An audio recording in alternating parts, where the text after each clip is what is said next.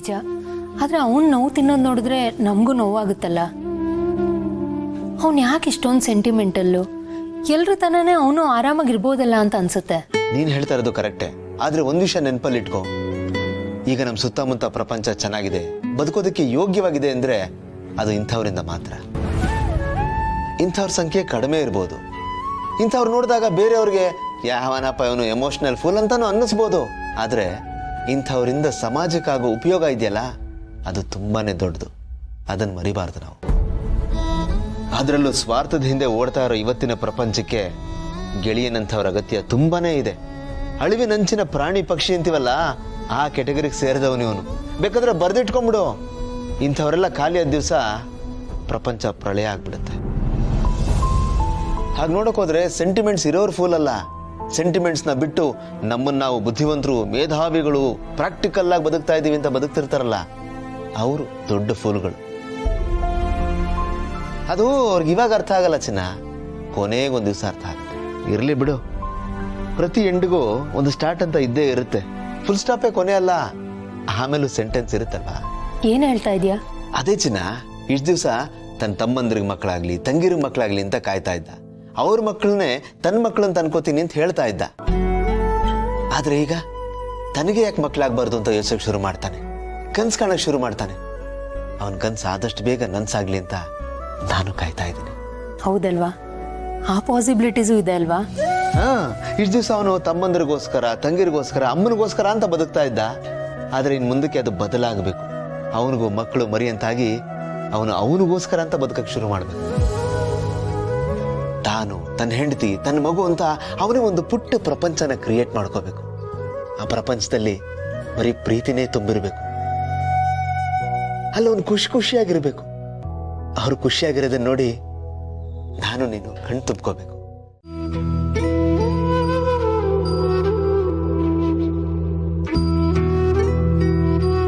ಗೌತಮ್ ಅವರೇ, ಅಮ್ಮ ಅಂದ್ರೆ ಅಷ್ಟೊಂದು ಹೆದರಿಕೆನಾ ನಿಮ್ಗೆ?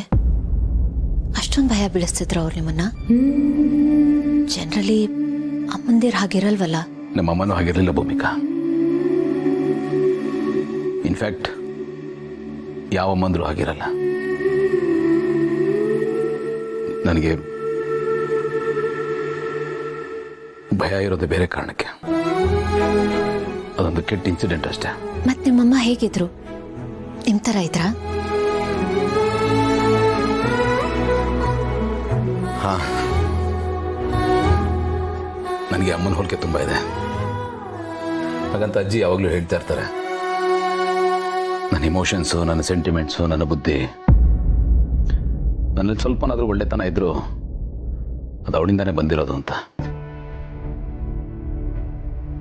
ಹಾಗಿದ್ಲು ನಮ್ಮಮ್ಮ.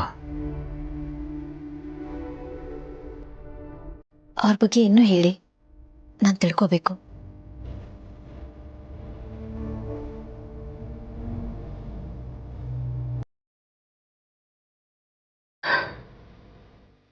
ನಮ್ಮಮ್ಮ ತುಂಬ ಲಕ್ಷಣವಾಗಿದ್ದು ಭೂಮಿಕಾ. ಬುದ್ಧಿವಂತೆ, ಪ್ರತಿಭಾವಂತೆ. ಅವಳಿಗೆ ಗೊತ್ತಿಲ್ಲ ಅನ್ನೋದೇ ಯಾವುದೂ ಇರಲಿಲ್ಲ. ಎಲ್ಲದರಲ್ಲೂ ಆಸಕ್ತಿ, ಬಹಳ ಜೀವಂತಿಕೆ ಇತ್ತು ಅವಳಲ್ಲಿ. ನಾನು ಅಂದರೆ ಬಹಳ ಇಷ್ಟ ಅವಳಿಗೆ. ನೀನು ಅಂಥರನೇ ಇದೆಯಾ, ನನ್ನ ಬಣ್ಣ ತೊಗೊಂಡು ಹುಟ್ಟಿದ್ಯಾ, ಅದಕ್ಕೆ ನೀನು ಹುಟ್ಟಿದ ತಕ್ಷಣ ನನ್ನ ಕಣ್ಣು ಸುತ್ತ ಡಾರ್ಕ್ ಸರ್ಕಲ್ ಆಗಿದೆ, ಕಪ್ಪು ಬಣ್ಣ ಆಗಿದೆ ಅಂತ ಹೇಳೋಳು. ನನಗೂ ಅಷ್ಟೇ ಬಹಳ ಇಷ್ಟ ನಮ್ಮಮ್ಮ. ನನಗೆ ಬಹಳ ಮುದ್ದಾಡ್ತಾ ಇದ್ಲು, ಪ್ರೀತಿ ಮಾಡ್ತಿದ್ಲು, ಎಲ್ಲವೂ ಅವಳೇ ಆಗಿದ್ಲು. ಈ ಎಳೆಯ ಆಕಳಕರು ಯಾವಾಗಲೂ ತನ್ನ ತಾಯಿ ಸುತ್ತಾನೆ ಸುತ್ತಾ ಇರುತ್ತಲ್ಲ, ಹಾಗೆ ನಾನು ಯಾವಾಗಲೂ ಅವಳು ಸುತ್ತಾನೆ ಸುತ್ತಾಡ್ಕೊಂಡಿರ್ತಿದ್ದೆ. ಇವಾಗ ಒಂದು ಗುಬ್ಬಚ್ಚಿ ಹಾರೋಯ್ತು, ಈಗ ಎರಡನೇ ಗುಬ್ಬಚ್ಚಿ ಕೂಡ ಹಾರೋಗುತ್ತೆ. ಈಗ ಉಳಿದಿದ್ದು ಎಷ್ಟು ಗುಬ್ಬಚ್ಚಿ? ಒಂದು ಗುಬ್ಬಚ್ಚಿ. ಹಾ, ಈ ಗುಬ್ಬಚ್ಚಿ ಕೂಡ ಎಲ್ಲ ಗುಬ್ಬಚ್ಚಿ ಜೊತೆ ಹಾರೋಗ್ಬಿಡುತ್ತೆ ಅಲ್ವಾ?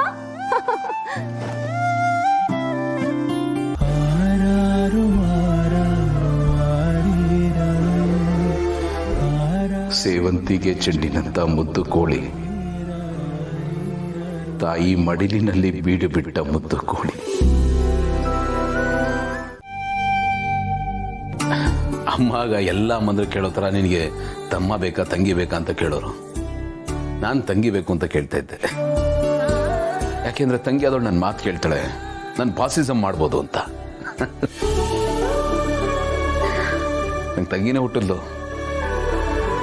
ನನಗೆ ಆಗಾದ ಖುಷಿ ಇದೆಯಲ್ಲ,